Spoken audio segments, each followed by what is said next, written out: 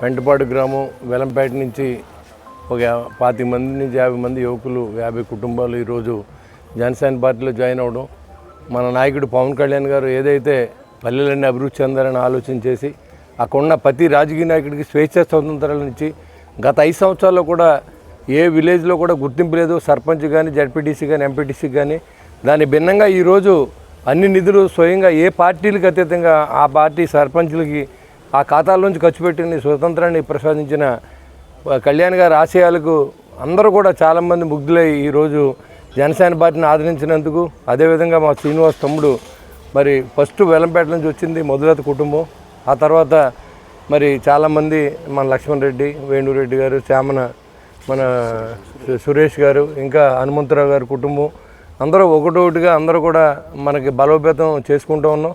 ఏదైనా మంచి చేయడానికి మనం అందరూ కలుస్తున్నాం, అంతే తప్ప ఎవరిని పాడు చేయడానికి కాదు. మనం ఏదైనా ఉంటే ఖచ్చితంగా మనం నమ్మి మన పార్టీలోకి వచ్చిన వారికి అండగా మనం ఉండాలి. కష్ట సమయాల్లో పార్టీకి అండగా కూడా మీరు అందరూ ఉండాలి.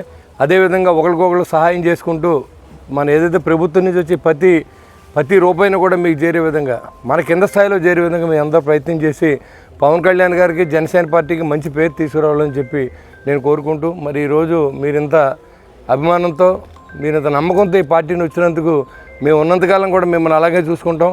ఏ రకమైన ఇబ్బంది ఉండదు. మీ ఇబ్బందులు నేను ఉంటానని చెప్పి తెలియజేసుకుంటూ సెలవు తీసుకుంటాం. జై హింద్.